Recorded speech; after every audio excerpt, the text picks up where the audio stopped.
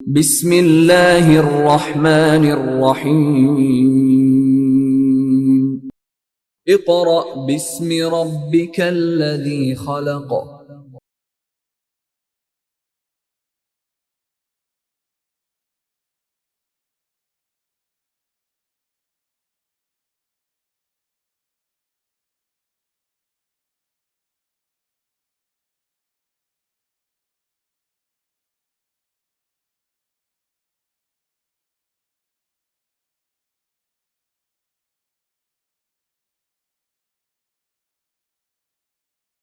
Respected parents and dear students, Assalamu alaikum. Class 5. Your subject is General Science. We are going to start chapter number 2, work for day 7. The heading of the chapter is Microorganisms. Students, previous lecture में हमने complete किया था exercise में MCQs को, true false और fill in the blanks. अब हमने start करना है constructed response questions. So open your book, page number 31।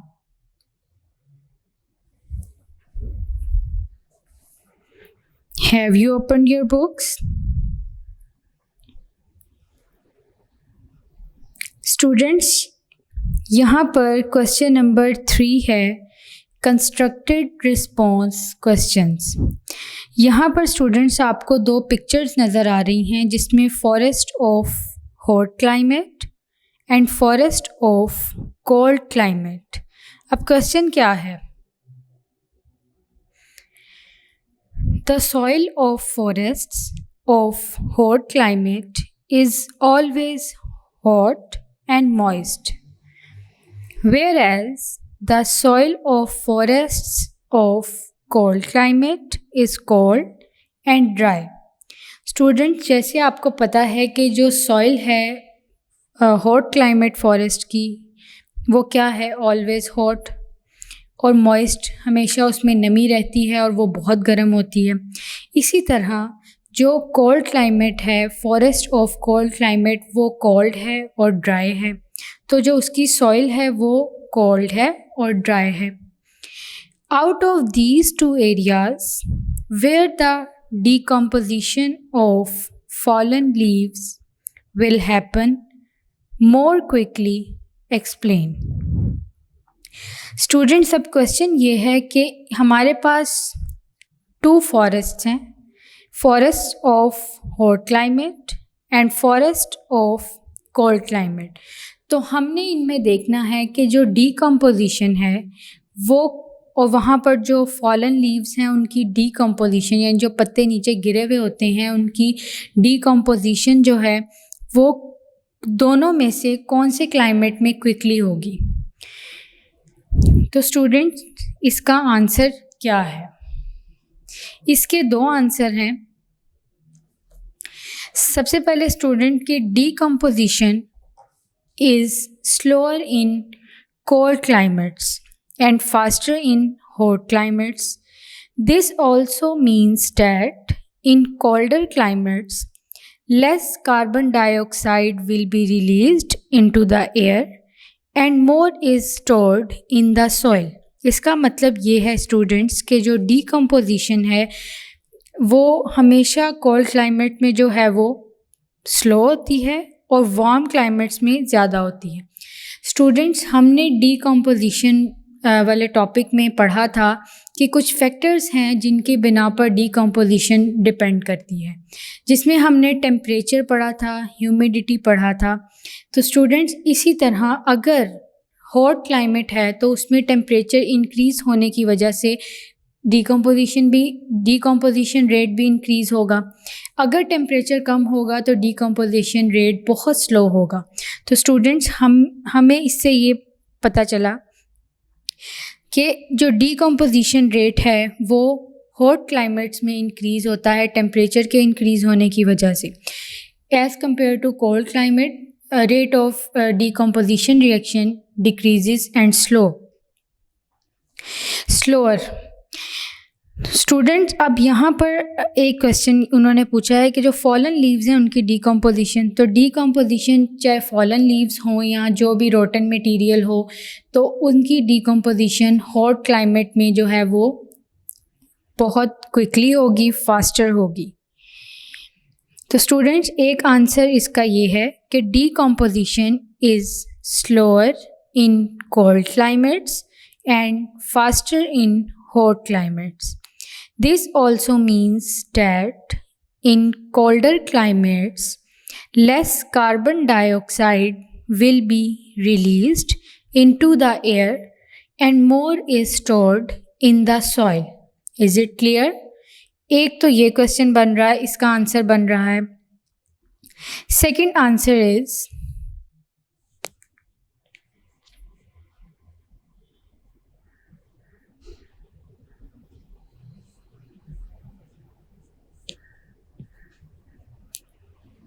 Second answer मैं बोल रही हूँ, आप लिख लें. The rate at which these bacteria consume and reproduce goes up with the temperature, so the decay rate of the leaves will go up with the summer temperatures. यानी गर्मियों में हॉट क्लाइमेट में जो है वो बैक्टीरिया जो है वो बहुत ज़्यादा उनका रेट ऑफ रिप्रोडक्शन जो है वो तेज़ हो जाता है, फास्ट हो जाता है, वो कंज्यूम भी तेज़ी से करते हैं. और टेम्परेचर इंक्रीज़ होने की वजह से जो रेट ऑफ लीव्स है यानी डिके रेट ऑफ लीव वो भी जो है वो बढ़ना शुरू हो जाता है. तो स्टूडेंट, इससे हमें ये पता चला कि जो डीकम्पोजिशन रिएक्शन रेट है वो हॉट क्लाइमेट में इंक्रीज़ होता है due to increase in temperature, और कोल्ड क्लाइमेट में जो रेट ऑफ डीकम्पोजिशन है वो डिक्रीज़ होता है और स्लो होता है, क्योंकि वो उनकी सॉइल एक तो ड्राई होने की वजह से और टेम्परेचर कम होने की वजह से वहाँ पर डीकम्पोजिशन रिएक्शन जो है वो कम होता है, स्लो होता है. स्टूडेंट्स, जहाँ पर मॉइस्ट होगा वहाँ पर डीकम्पोजिशन रिएक्शन भी होगा. तो हॉट क्लाइमेट में जो है सॉइल एक तो हॉट होती है और मॉइस्ट होती है, जिसकी वजह से वहाँ पर फॉलन लीव्स की डीकम्पोजिशन जो है वो फास्ट होगी और क्विकली होगी. Is it clear students? Then question number 4.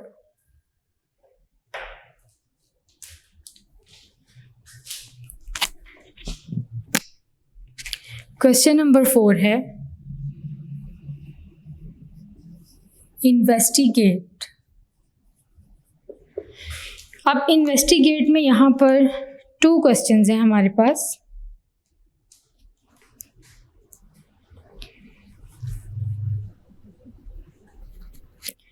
Question number 1, all micro organisms are harmful and cause diseases. Prove that this idea is incorrect. Students, हमने इन्वेस्टिगेट करना है. क्वेश्चन क्या है? What is the question? All microorganisms are harmful and cause diseases. क्या जितने micro organisms हैं वो सब डिजीज़ कॉज करते हैं? Prove that this idea is incorrect. Yes, this idea is incorrect because all microorganisms are not harmful and cause diseases. Many microorganisms are useful for us, such as bacteria.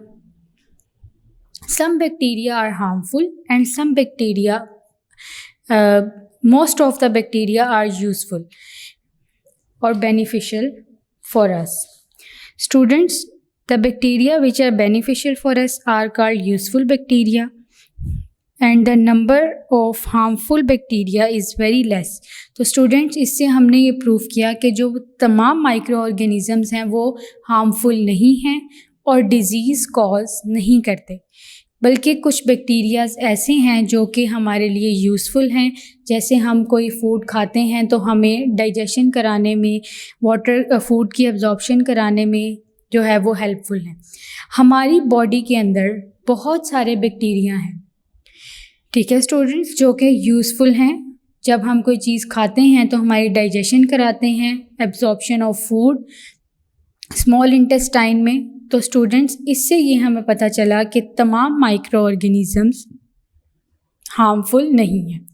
इसी तरह students, bacteria और fungi हम अपनी daily life में use करते हैं कुछ food items को प्रिपेयर करने के लिए। जैसे बैक्टीरिया हैं तो हम बैक्टीरिया को योगर्ट बनाने में यूज़ करते हैं। इसी तरह हम यीस्ट, जो कि फंजाई की एक टाइप है, उसे हम डो बनाने के लिए यानी ब्रेड वगैरह या बहुत सारी इस तरह की चीज़ें बनाने के लिए हम यीस्ट को यूज़ करते हैं।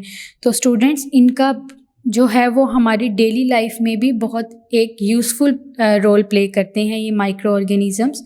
तो students, all micro organisms are not harmful and cause diseases.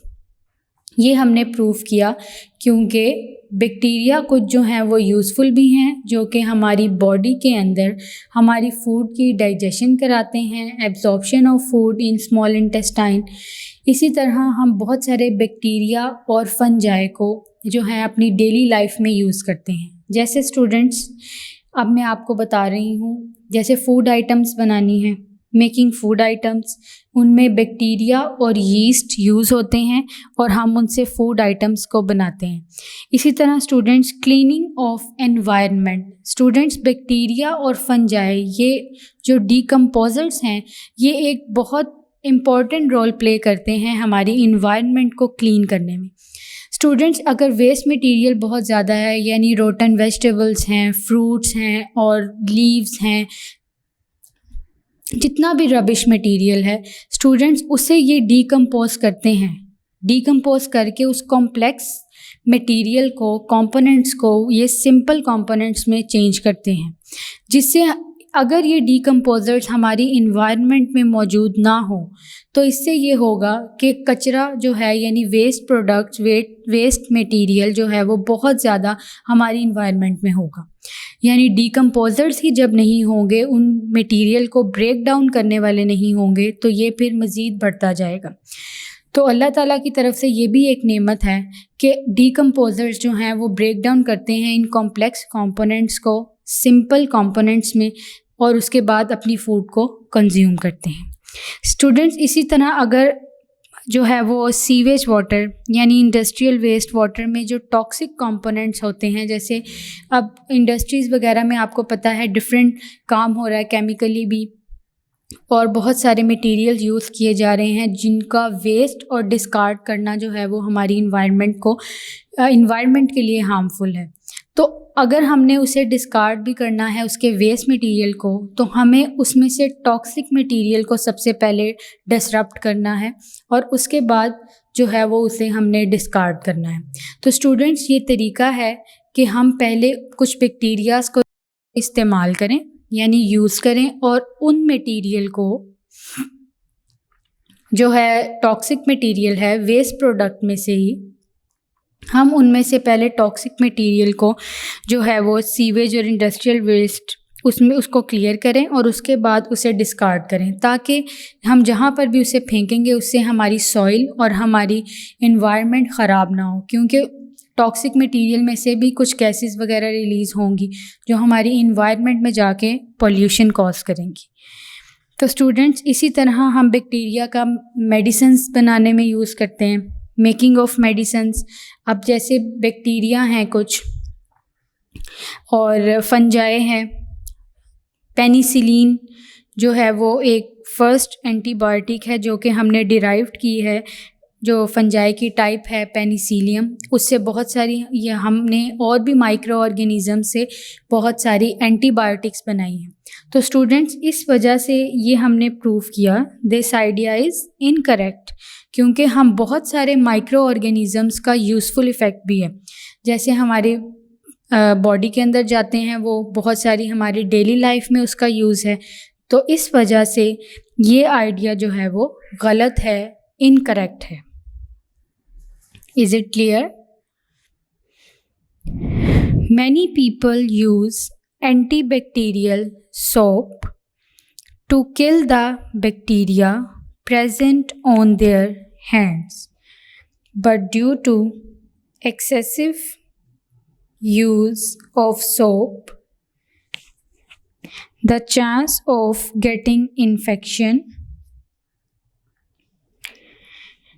increases instead of decreasing. तो स्टूडेंट्स, क्वेश्चन क्या है? सबसे पहले क्वेश्चन को समझते हैं कि बहुत सारे लोग जो हैं वो एंटीबैक्टीरियल सोप यूज़ करते हैं, बैक्टीरिया वगैरह जर्म्स जो हमारे हाथों पर मौजूद होते हैं उन्हें किल करने के लिए। लेकिन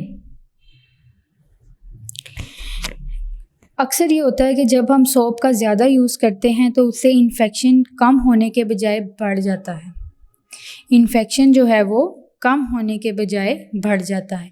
तो स्टूडेंट्स, एक आंसर तो इसका ये बनता है कि अगर हम सोप जो कि जिसमें बहुत सारे केमिकल्स मौजूद होते हैं, अगर हम उन्हें बहुत देर तक जो है वो यूज़ करेंगे और ज़्यादा यूज़ करेंगे तो उससे ये होगा कि जो हमारी स्किन की लेयर है वो डिसरप्ट हो जाएगी, ठीक है। और इस तरह होगा कि जो हमारी लेयर है, ये जो बैरियर है हमारी स्किन का जो कि हमारे इनर लेयर को प्रोटेक्ट कर रहा है, वो डिसरप्ट हो जाएगा और इन्फ्लेमेशन हो जाएगी, जिसकी वजह से क्या होगा कि हमें हमारे हाथों पर जो है वो इन्फेक्शन हो जाएगा उस सोप की वजह से, क्योंकि उस सोप में आपको पता है केमिकल्स वगैरह मौजूद हैं, एसिडिक मटेरियल है। तो अगर हम एक्सेसिव यूज़ ऑफ सोप करेंगे तो उससे ये होगा कि हमारी स्किन की लेयर जो है वो डिसरप्ट हो जाएगी, इन्फ्लेमेशन हो जाएगी और जिसके बाद हमारी स्किन पर इन्फेक्शन हो जाएगा सोप की वजह से। लेकिन अब सोप में भी बहुत सारा एसिडिक मटेरियल होता है जो कि बैक्टीरिया वगैरह को जो है वो हमारे हाथों पर जो जर्म्स हैं उन्हें दूर करता है। लेकिन अगर हम ज़्यादा यूज़ करेंगे तो उससे ये होगा कि हमारी स्किन पर इन्फेक्शन हो जाएगा, हमारी स्किन की लेयर डिसरप्ट हो जाएगी और इन्फ्लेमेशन हो जाएगी इस पर। तो स्टूडेंट्स, ये कंस्ट्रक्टेड रिस्पॉन्स क्वेश्चंस में हमने पढ़ा और इन्वेस्टिगेट के 2 क्वेश्चंस थे, ये हमने पढ़े। Students, here is a project, the effect of quantity of sugar on the release of carbon dioxide from yeast। Student, ये एक प्रोजेक्ट दिया गया है जिसमें हमने शुगर का इफ़ेक्ट देखना है कि जब कार्बन डाइऑक्साइड यीस्ट में से रिलीज़ होती है तो क्या इफ़ेक्ट आता है। ये मैं आपको बता देती हूँ, आप घर में भी कर सकते हैं। Material required: teaspoon, rubber band, balloons, marker, yeast, sugar, transparent bottles of 1 litre. जो आप पानी की बोतल यूज़ करते हैं एक ही तरह की, यानी 1 लीटर की आपको 4 बोतलें चाहिए, यानी कि transparent bottles of 1 litre, 4 number, और वार्म वाटर। अब हमने करना क्या है, प्रोसीजर क्या है इसका। Take 4 transparent plastic bottles. Students, आप नीचे देख सकते हैं पेज नंबर 32 पर कि एक जैसी बॉटल्स हैं, ट्रांसपेरेंट बॉटल्स लेनी है आपने, उन्हें लेबल करना है आपने मार्कर से 1 2 3 4। जैसे मैं आपको बोर्ड पर बनाकर दिखाती हूँ।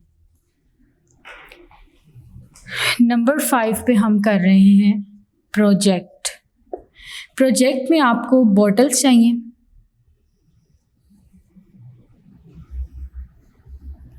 यहाँ पर आपने 4 बॉटल्स लेनी है इक्वल साइज़ की। अब ट्रांसपेरेंट बॉटल है तो आप इजीली उसके ऊपर नंबरिंग कर सकते हैं, 1 2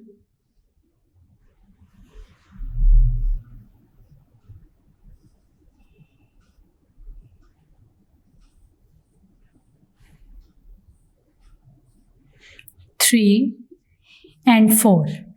आपने इन्हें लेबल कर लिया। लेबल करने के बाद स्टूडेंट्स, आपने क्या करना है, लेबल करने के बाद आपने 1 टीस्पून यीस्ट हर बोतल के अंदर डालनी है, ठीक है। समझे, ये आपने यीस्ट 1 टीस्पून यीस्ट जो है वो ईच बोतल में आपने डालनी है, ठीक है। एक बोतल में आपने यीस्ट डालनी है, वही क्वांटिटी आपने बाकी तीनों बॉटल्स में भी अप्लाई करनी है। सबसे पहले 4 सेम साइज़ की बॉटल लेनी है, उन पे मार्कर से आपने लेबल करना है। देन आपने यीस्ट 1 टीस्पून, 4 बॉटल्स हैं, 4 बॉटल्स में सेम क्वांटिटी से आपने यीस्ट इसमें डालनी है। उसके बाद add sugar in each bottle as per given table. Students, यहाँ पर टेबल दिया गया है जिसमें आपने जो शुगर की क्वांटिटी है वो बताई गई है कितनी डालनी है। बॉटल 1 में आपने 0 शुगर की क्वांटिटी,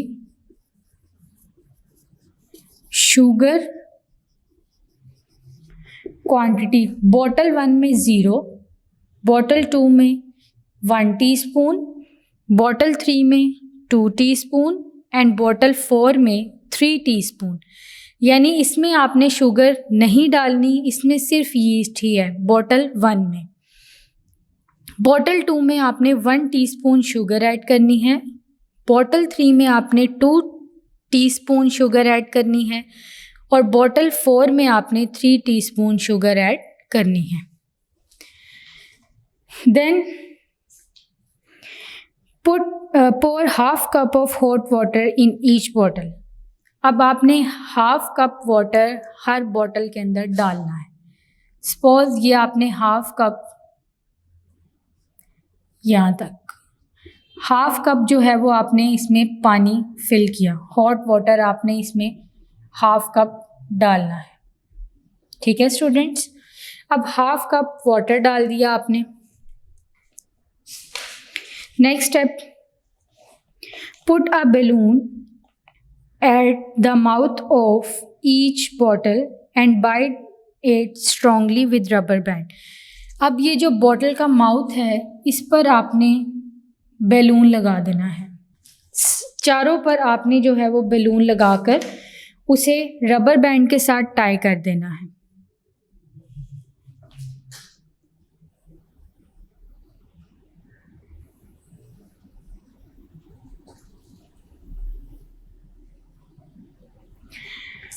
स्टूडेंट्स, जब आपने रबर बैंड के साथ इसे टाई कर दिया उसके बाद आपने बॉटल्स को अच्छे तरीके से शेक करना है कि जो यीस्ट और शुगर है वो अच्छे तरीके से मिक्स हो जाए। उसके बाद आपने इसे 20 मिनट्स के लिए बॉटल्स को शेक करने के बाद आपने छोड़ देना है। आफ्टर 20 मिनट्स आपने ऑब्ज़र्व करना है कि कौन सी बॉटल में जो बैलून है वो पूरे तरीके से इन्फ्लेट हो गया यानी फूल गया है। तो आप स्टूडेंट देख सकते हैं और यहाँ पर ऑब्जर्वेशन में है कि which balloon gets inflated the most, और बी है in which bottle was the most carbon dioxide gas produced. तो स्टूडेंट्स, हमने ये ऑब्ज़र्व किया, देखिए बॉटल 1 में शुगर नहीं थी तो बलून जो है वो नहीं फूला, इन्फ्लेट नहीं हुआ। बॉटल 2 में 1 टीस्पून हमने शुगर ऐड की थी जिसकी वजह से सिर्फ थोड़ी सी कार्बन डाइऑक्साइड यीस्ट में से रिलीज़ हुई है और शुगर में से, जिसके बाद इतना सा बैलून हमारा इन्फ्लेट हुआ। बॉटल 3 में हमने 2 टीस्पून जो है वो शुगर ऐड की थी और यीस्ट भी थी। तो आप देखिए बॉटल 2 के मुकाबले में यानी एज़ कम्पेयर टू बॉटल 2 जो बॉटल 3 में बैलून है वो ज़्यादा इन्फ्लेट हुआ है। इसी तरह बॉटल 4 इसमें हमने 3 टीस्पून शुगर ऐड की थी जिसके बाद यहाँ पर जो कार्बन डाइऑक्साइड है वो ज़्यादा रिलीज़ हुई है जिसकी वजह से हमारा बैलून पूरे तरीके से इन्फ्लेटेड है। तो स्टूडेंट्स, ये प्रोजेक्ट है जिसमें आप कार्बन डाइऑक्साइड को देख सकते हैं कि जो यीस्ट में से कार्बन डाइऑक्साइड रिलीज़ हो रही है तो आप उसको चेक कर सकते हैं क्वांटिटी के हिसाब से। तो आपने ये देखा कि जब हमने शुगर ऐड की, नंबर 1 बॉटल में शुगर नहीं ऐड की तो हम कार्बन डाइऑक्साइड रिलीज़ नहीं हुई। इसमें 1 टीस्पून ऐड की तो थोड़ी सी कार्बन डाइऑक्साइड रिलीज़ हुई जिससे हमारा बैलून थोड़ा सा जो है वो इन्फ्लेट हुआ। इसी तरह 2 और 3 और 4 में देखिए जो लास्ट है 4 बॉटल उसमें 3 टीस्पून हमने शुगर ऐड की जिसकी वजह से हमारा बैलून पूरी तरीके से इन्फ्लेट हुआ।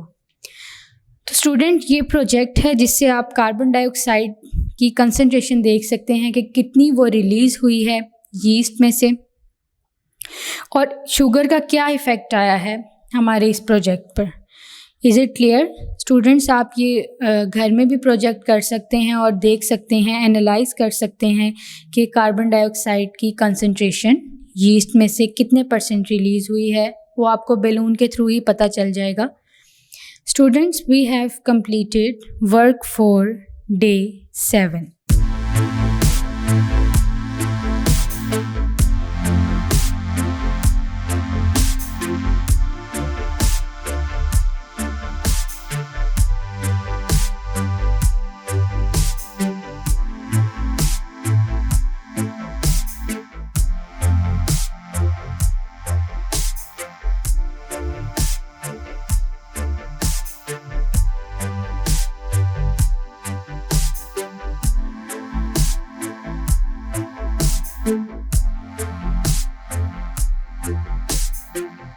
Students of class 5, now we are going to start work for day 8. Dictation words and words meanings we are going to start. Students, 12 dictation words हैं। पहले हम dictation words करेंगे, then words meanings। तो तमाम बच्चे पूरी तवज्जो से वाइट बोर्ड की तरफ देखें और मेरे साथ साथ रिपीट करें। स्टार्ट करते हैं।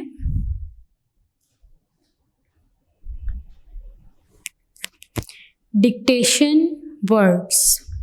Number 1, micro organisms. MICRO, micro. ORGANISMS,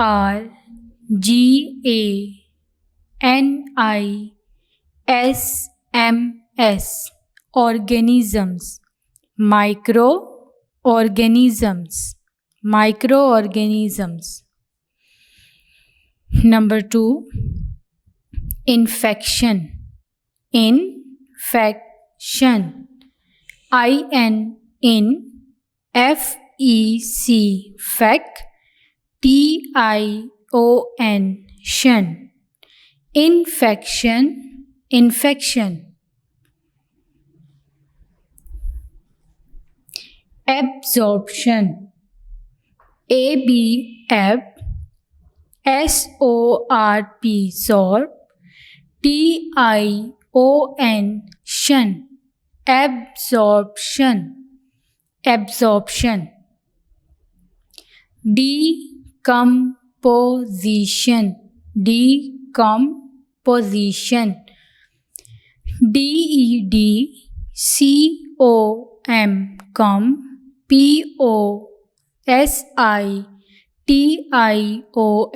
position, decomposition, decomposition. Number 5, spoiled, SPOILED, spoiled.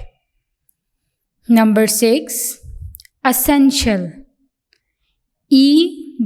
ESSEN, ascend, TIAL, shall, essential, essential. Number 7, athletes, ATH, LETES, leads, athletes, athletes. Number 8, transmit, TRANS, trans, MIT, mit, transmit.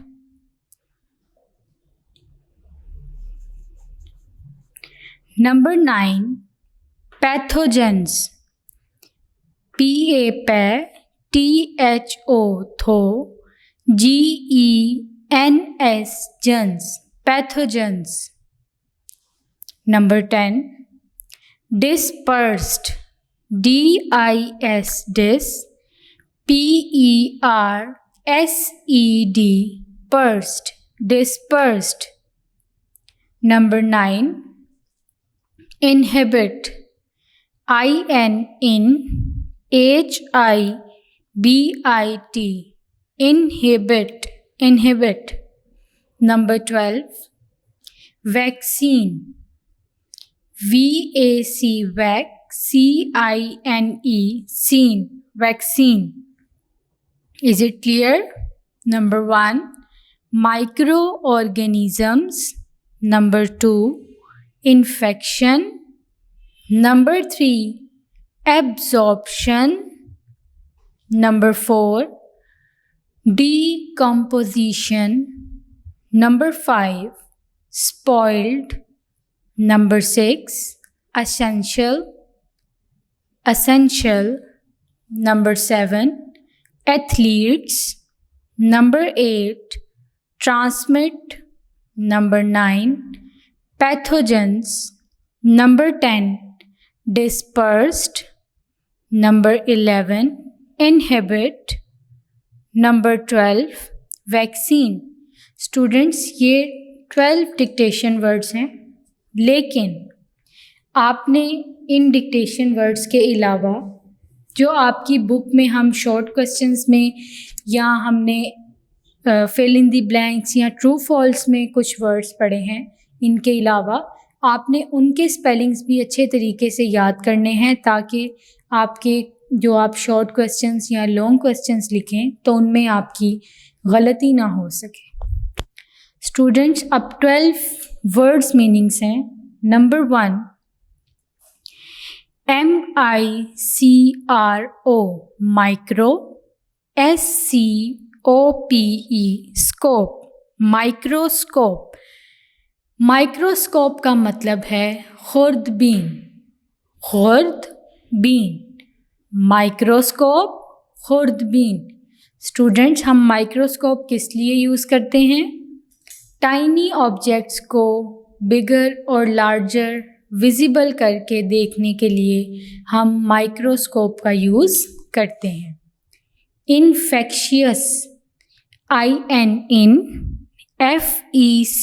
Fact, TIOUS शियस। Infectious, infectious का मतलब है वबाई। Infectious वबाई यानी कि जो disease जो कि एक से दूसरे में ट्रांसमिट हो जाती है बहुत सारे फैक्टर्स की वजह से। अब वो एयरबोर्न भी हो सकती है, वाटरबोर्न भी। वो जितने लोग वो पानी पिएंगे उसकी वजह से वो इन्फेक्शन उतने लोगों में फैलता जाएगा। इसी तरह अगर पोल्यूटेड एयर में उतने लोग सांस ले रहे हैं तो वो इन्फेक्शन फैलता जाएगा। तो इन्फेक्शियस का मतलब होता है वबाई। Number 3, diseases, diseases, diseases, diseases का मतलब है बीमारियाँ। अब डिजीज़ेस में बीमारियाँ यानी जैसे टाइफाइड है, डायरिया है, कोलरा है, these are all diseases. Number 4, tuberculosis, TUBER, tuber, CULOSIS, tuberculosis. इसका मतलब है तपेदिक, तपेदिक, ट्यूबरक्लोसिस, तपेदिक। स्टूडेंट्स ट्यूबरक्लोसिस में यानी आपको जो कफिंग है उसका प्रॉब्लम बहुत ज़्यादा हो जाता है और सांस लेना बहुत मुश्किल हो जाता है खांसी की वजह से, तो ट्यूबरक्लोसिस भी डिजीज़ है। ट्रबलसम, TROUBLE, ट्रबल, SOME, सम, ट्रबलसम। ट्रबलसम का मतलब है तकलीफ दे, तकलीफ दे। एग्जिस्ट, EXIST, एग्जिस्ट, एग्जिस्ट का मतलब है मौजूद होना, एग्जिस्ट, मौजूद होना। जैसे हमारे इन्वायरमेंट में माइक्रो ऑर्गेनिज़म्स भी एग्जिस्ट करते हैं, मौजूद हैं। अब यहाँ पर बहुत सारे वायरसेस, बैक्टीरियाज हो सकते हैं, तो ये माइक्रो ऑर्गेनिज़म्स भी जो हैं वो हमारी इन्वायरमेंट में एग्जिस्ट करते हैं, मौजूद हैं। Number 7, spoiled. SPOILED. spoiled. spoiled का मतलब है ख़राब होना। जैसे दूध ख़राब हो जाता है, माइक्रो ऑर्गेनिज़म्स का हार्मफुल इफ़ेक्ट भी है ये कि जो हमारा दूध है यानी मिल्क वो स्पॉइल हो जाता है। इसी तरह वुड है, बहुत सारी चीज़ें हैं जो कि स्पॉइल हो जाती हैं माइक्रो ऑर्गेनिज़म्स के अटैक की वजह से। तो स्पॉइल्ड का मतलब है ख़राब होना। Next, number 8, spread. SPREAD। Spread. Spread का मतलब है फैलाना। स्प्रेड, फैलाना। Number 9, measles. MEASLES। Measles. Measles का मतलब है खसरा, ये भी एक डिजीज़ है। Number 10, transmit. TRANSMIT। Transmit. Transmit का मतलब होता है मुंतकिल करना। जैसे स्टूडेंट्स, कुछ डिजीज़ेस हैं, इन्फेक्शियस डिजीज़ेस, जो कि ट्रांसमिट होती हैं one person to another person. तो ट्रांसमिट का मतलब है मुंतकिल करना। Number 11, polluted water. पोल्यूटेड का मतलब होता है आलूदा। पोल्यूटेड वाटर, आलूदा पानी। Number 12, toxic. टॉक्सिक कहते हैं जहरीला। टॉक्सिक, जहरीला।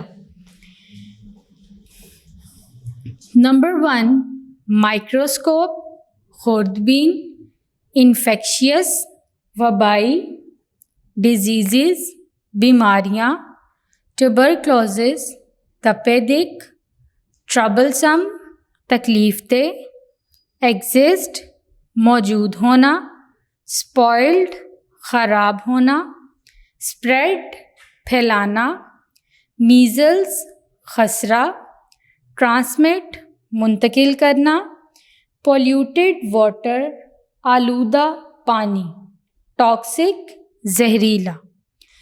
स्टूडेंट्स, ये टोटल 12 वर्ड्स मीनिंग्स थे। अब हमने शॉर्ट क्वेश्चन आंसर्स करने हैं, तो स्टार्ट करते हैं। आप अपनी नोटबुक खोलिए, साथ साथ नोट डाउन करते रहें।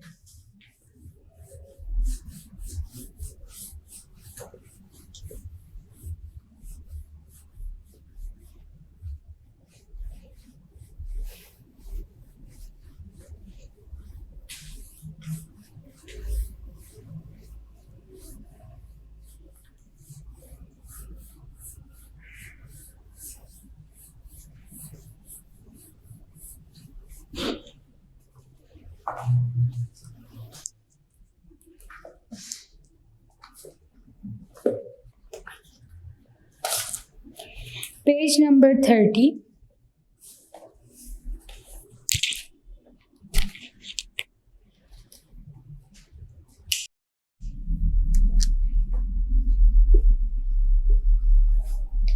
Answers of short questions. Number 1,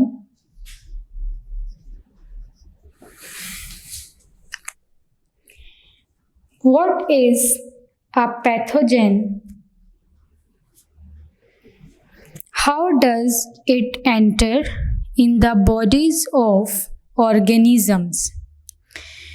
pathogen क्या है और ये किस तरह ऑर्गेनिजम्स की बॉडी में एंटर होता है? तो स्टूडेंट्स,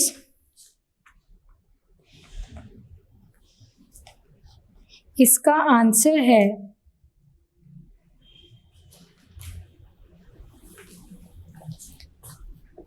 सी बुक, पेज नंबर 24.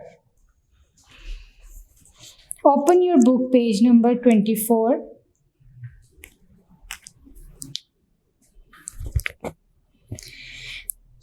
सबसे पहले क्वेश्चन क्या है, what is a pathogen?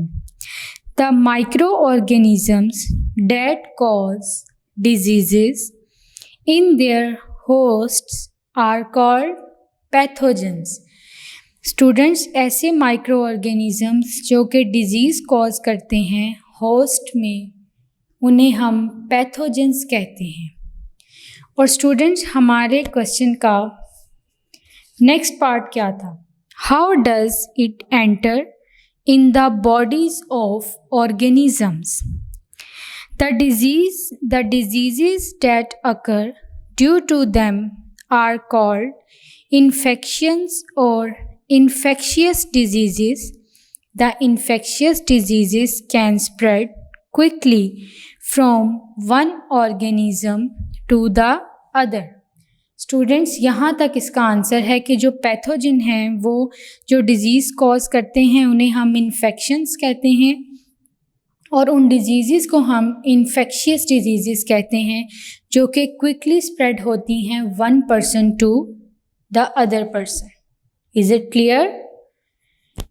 Now question number 2, why are some bacteria and fungi called decomposers? हम बैक्टीरिया और फंजाई को डीकम्पोजर्स क्यों कहते हैं? इसका आंसर स्टूडेंट्स मैं आपको लिखवाती हूँ।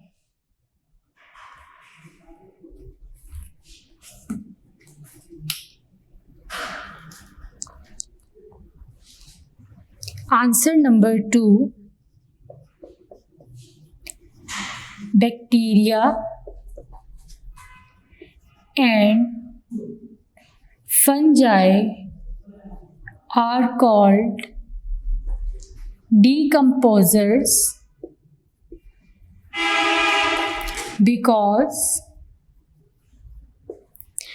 bacteria and fungi are called decomposers because they break down the dead and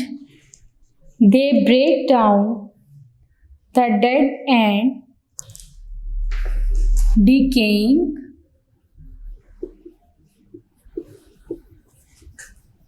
organic matter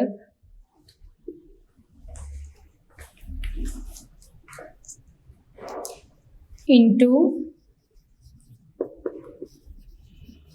simpler substances. Bacteria and fungi are called decomposers because they break down the dead and decaying organic matter into simple substances such as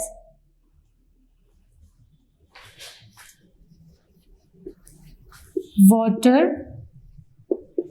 carbon dioxide, etc. Is it clear?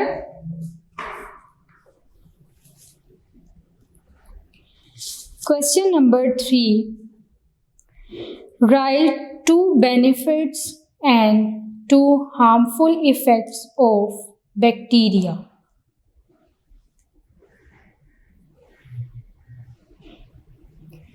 Answer number 3.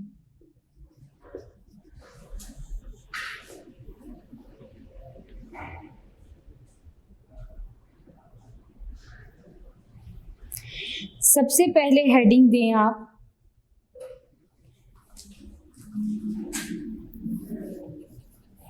Useful effects of bacteria. यहाँ पर हमसे 2 useful effects या benefit पूछे गए हैं bacteria के। Number 1,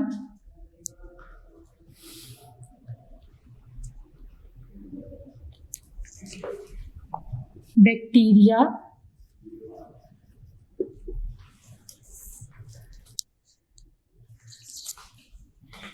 help to break down food and keep you healthy. Number 2,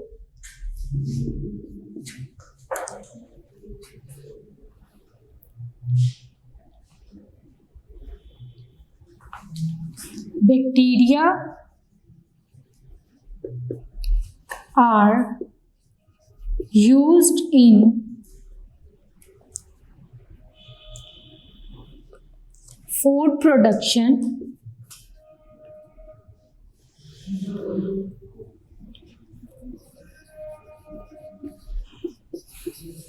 food production to make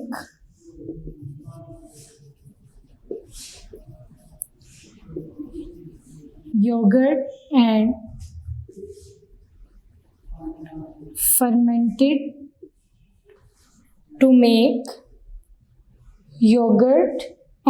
fermented foods.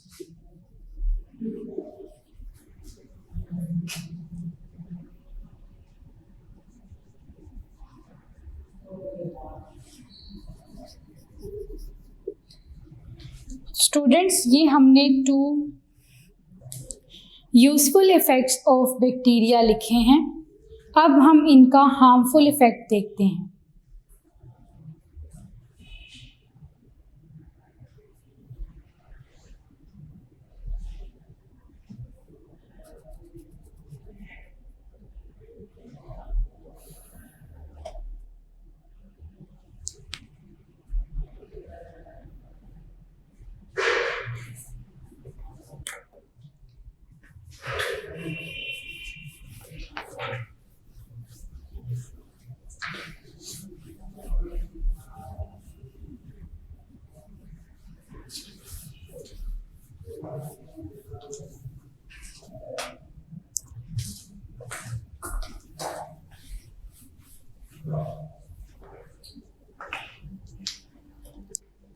Harmful effects of bacteria.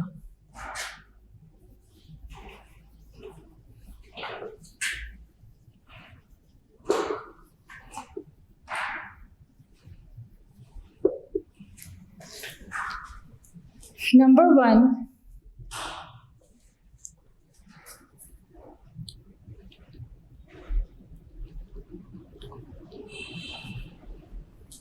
bacteria are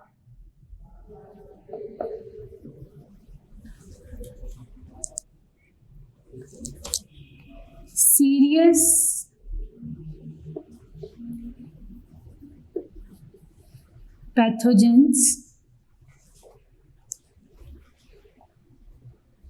pathogenic organisms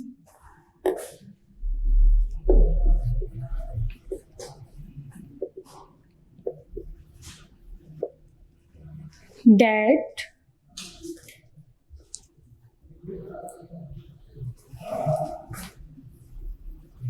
causes serious organism causing serious diseases. Number 2,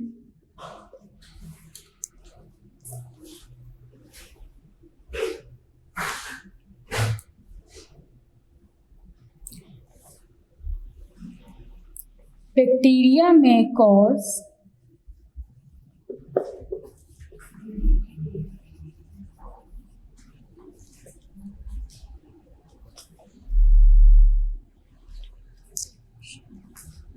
various types of infections such as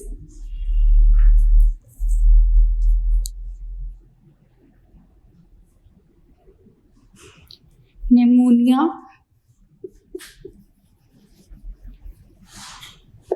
and tuberculosis. Students, ये 2 harmful effects of bacteria हैं. Question number 4. How does the microorganism yeast work to soften and rise dough or flour? Students, question number 4.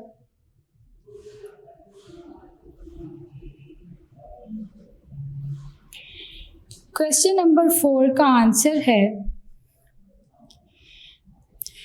yeast begins feeding on the sugars in flour and releases the carbon dioxide that makes bread rise. The carbon dioxide bubbles cannot escape the elastic dough, so instead it causes it to rise.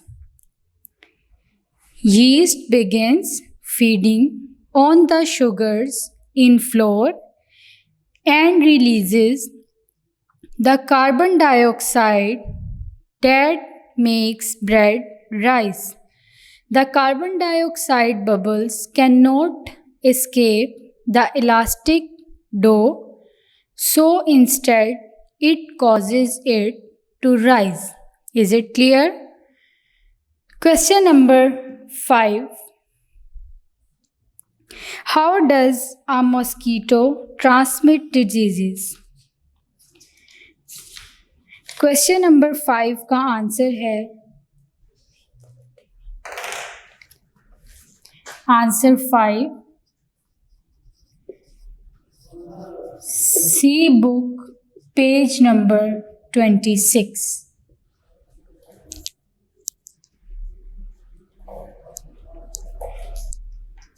इसमें animal borne diseases when mosquito bites and sucks blood of a patient of malaria and dengue, it takes pathogens from patient. When it bites a healthy person, it transmits those pathogens into him. Students, question ये था कि जो mosquito है वो किस तरह transmit करती है डिजीज़ेस एक से दूसरे ह्यूमन बीइंग में या पर्सन में. तो स्टूडेंट्स, जब मस्कीटो एक मलेरिया या डेंगू के पेशेंट को बाइट करती है और ब्लड को सक करती है, तो वो जब किसी हेल्दी पर्सन को बाइट और सक करेगी तो वो जर्म्स दूसरे यानी कि हेल्दी पर्सन में इंजेक्ट कर देगी, जिसकी वजह से डिजीज़ ट्रांसमिट हो जाएगी एक पर्सन से दूसरे पर्सन में. Is it clear students? Students, we have completed work for day 8. We will meet in the next lecture. Students, जैसे ही आपके स्कूल खुलेंगे तो आपके टेस्ट लिए जाएंगे. आप बी प्रिपेयर. अगले लेक्चर तक के लिए इजाज़त दीजिए. अल्लाह हाफिज़.